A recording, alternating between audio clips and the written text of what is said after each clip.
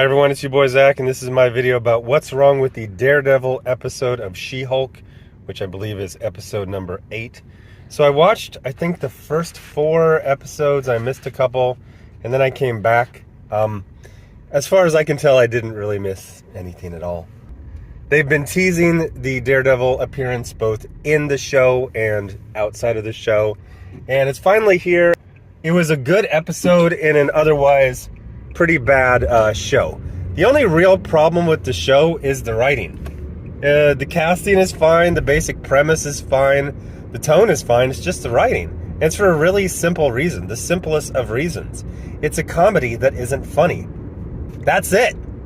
That being said, there is a pervasive problem with this show that ruins almost every moment, and that it is completely misandrist. That's like misogyny, but it's for men. Like, this show hates men, or it feels like it is supposed to hate men. Just like there are expectations for YouTube channels where you are either a shill or you just have hot takes and hate everything. I think there are expectations in Hollywood.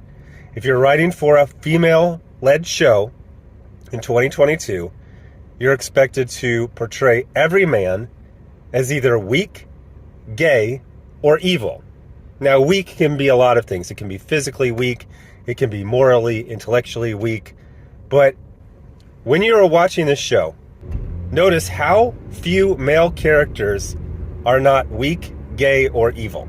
So, while it was generally a good appearance of Daredevil, one of the most refreshing things was to have a male character who was an actual character, not a caricature. There are some small exceptions to the weak, gay, or evil rule for male characters, but these are like for really minor characters. A judge who just says judge things, a bartender who hands you a drink and takes your order. But for pretty much every other male character, weak, gay, or evil, that's all you get. And one of the weirdest things is that it's a comedy, but the joke is like, men. Okay, what's the joke? Men! Men are the joke. No, what is specifically the joke? Men are the joke! There's this movie called Saving Silverman from like 20 years ago. And I really like it. It's really funny. I watched it recently. Most of it holds up, except for one extended scene that's like 10 to 15 minutes. It's way late in the movie, and we get introduced to an Asian man. And the joke is that he's Asian. Like, even 20 years ago, you're like, there's got to be something more. No, the entire joke is that he's Asian. We meet a client of Jennifer's, who is a weak and feckless rich guy with a spoiled attitude. Except for this is like the 4th iteration of essentially the same character we've seen in only 8 episodes. So her client is Leapfrog, who is a silly superhero, which is fine because that's how he is in the Marvel 616 universe of the comics. But the thing is, every man is silly. So when you have a character who one of his traits is just being ridiculous, Leapfrog, he's really no more ridiculous than any other man in the show. So Leapfrog is Jennifer's client, and she meets up with Matt Murdock, who has the client of a gay guy, again, weak, gay, or evil, who designs super suits and has Jennifer as a client. Now here's another thing. Jennifer is not a very good lawyer, but she is always being told by other people that she is a good lawyer. But when put in the courtroom against an actual good lawyer, like Matt Murdock, she looks like a clown. She looks like a kid playing dress up and acts and speaks like one. Now, part of that is because we've already established Matt Murdock's character in the Netflix show. And it looks like it's going to be a soft reboot. This is how I would describe trying to marry up the MCU Daredevil with the Netflix Daredevil. He's the same guy except for where he's different. And anything that is new would supersede old stuff. But his costume, even though it's different colors, I believe it's the same form factor as the previous costume. Although I did notice one thing. I think Charlie Cox forgot how to do the Matt Murdock voice. Matt Murdock had a very distinctive voice. It was that kind of bland, non-accented American accent that a lot of actors from the UK and Australia use. But there was also this almost like a vocal fry, and he's not doing that anymore. I know Ewan McGregor, when he went back to do the Kenobi miniseries, he said, man, it's been like 15 years. I literally forgot how to do the Kenobi voice. So his voice is a little off. He's still got the throwback hairline, though. And he's just great. He's just the perfect Matt Murdock. One thing I really noticed about him is he's a good actor. He's acting in everything. By that I mean that even things that are probably not in the script, he knows the characters. At one point, Jen snatches his helmet off, and then she's like, "Oh, Matt." And then when he grabs it back, he like snatches it back. Like, give me my fucking mask, bitch. We're superheroes. Like, that is a major party foul. You don't just rip someone's mask off. There's another scene that's a fight scene, but it's like a silly fight scene, but it's She-Hulk is supposed to be a comedy. And I noticed that Charlie Cox, and I know it was him because it was medium shots, you could see his face clearly. He does these really great, like, snappy punches. So Daredevil is out on the West Coast because his essentially pro bono work doesn't pay the bills. So every now and then he has to take on a high-profile client that pays a lot of money. Okay, that's fine. I think they recently changed some of the rules in America for lawyers, where it used to be you had to be certified in each state, but now you can get an extra certification where I think you can practice everywhere but like 4 states. Matt does a very good job representing his clients. Jennifer does a terrible job, which is a little awkward because we've never heard anyone say anything but that she's an amazing lawyer, and she wins a Female Lawyer of the Year award, although they do a nice, witty little bit right there. So we get to see the first fight between Ketchup and Mustard Daredevil and She-Hulk, and it's good. It's actually really good. Lots of people were really afraid that they were going to make a whole bunch of trash MCU humor come out of Daredevil's mouth. He gets a couple of sarcastic quips in there, but that's not out of character. For the first 15 years of his publication history, he was a happy-go-lucky, jokester, swashbuckler hero. They really didn't know what to do with him. They're like, he's kind of a Spider-Man type, but not really. And then he was remade in the mid-1970s, Roger McKenzie and then Frank Miller.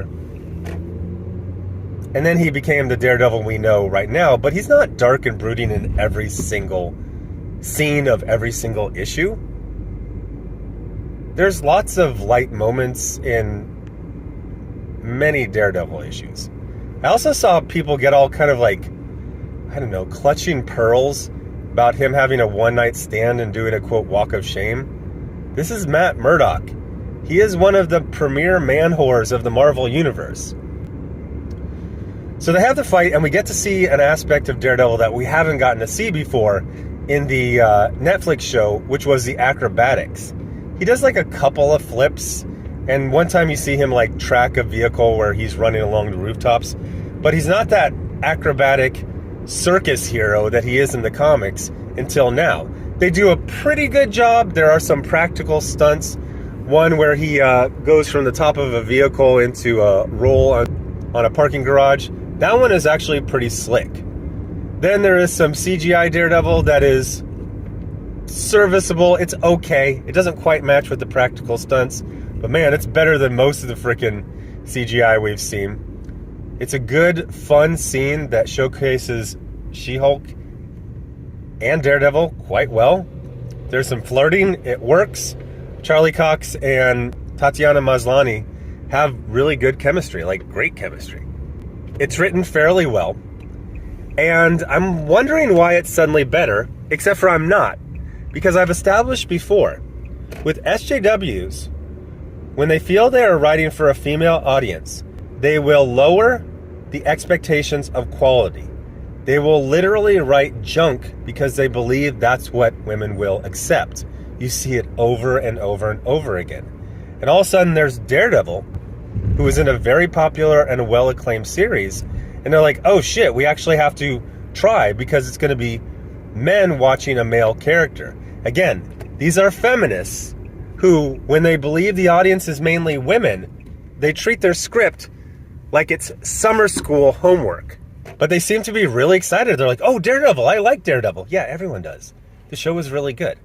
So then we get another fight scene in Leapfrog's lair, which is good. There's a weird thing where I don't know if this is an MCU thing or they just wanted to say that Leapfrog wasn't a really lethal character, where his henchmen have crossbows for some reason. Good solid fight in a hallway, which is a thing for Daredevil. And then a good fight with Daredevil and She-Hulk in the main area. Now, there is a part where Daredevil basically almost gives away his identity, and even one of the goons is like, hey, are you a lawyer? He's like, no, I just like lawyer TV shows. I was like, that's actually... was that a joke that was funny in She-Hulk? That was a joke that worked. The joke wasn't just like, men. So then it finishes up, and I mean, the chemistry between Charlie Cox and Tatiana Maslany, it's really good. There's a point where they're sitting on a billboard, and he does this kind of like lean over, like flirty move where he bumps her. And I don't know if that was in the script, but man, does it work. And then they hook up, and then people are calling it the walk of shame. He just walked. I don't know, like, I feel like this hot take requirement, people are complaining, it's like, why is he doing the walk of shame? I don't know, is it really, he's just leaving. He seemed to be smiling, he had a good time. She even compliments him, which is, I don't remember any woman complimenting any man, especially to another woman. And he's got his shoes off, which is kind of weird, but it's like, it's a comedy, like, it's probably supposed to be a funny scene. Is it funnier if he's carrying his shoes? It's a little weird, but yeah, it's more amusing. So then they do the meta thing where she breaks the fourth wall and talks to the audience. And she's like, that was a good, satisfying conclusion to the episode, right? Why is there 9 minutes left? That bit actually worked. They used the phrase guest star, but this is like having a guest at your house. It's like, hey, Daredevil's going to be here. So we're all going to pretend like we care and we're going to be good writers and the jokes will be funny. Like the joke can't just be a man. It's like you got to have like a setup and a punchline, you know, a twist, elevation, something.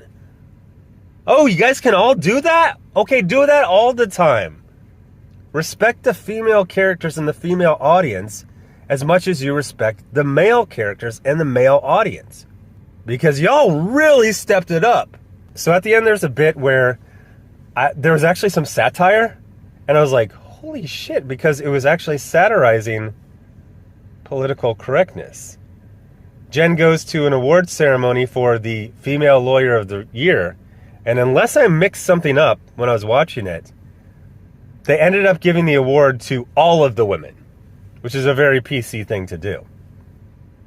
And then this group that's been tracking her attempts to humiliate her, and then she hulks out in behavior. Physically, she was already hulked out, but she hulks out, breaks the screen, goes outside. There's some people with super duper laser guns pointing at her, and then she looks perhaps at the audience, but maybe someone else, and then they cut the scene. And what the hell? Okay, you really did it to yourselves, She-Hulk writers, because you've established that you can write good episodes. You can write humor and satire. So it's going to be really rough if you're not close to this level of quality in the next episode. I think this show is salvageable. Just two things need to happen. They need to do a clean sweep in the writer's room, or they need to say, y'all done goofed, and you gave away that you actually can write in the Daredevil episode. So we expect that level of quality in every episode, or you're fired. Anyway, thanks for watching. Bye.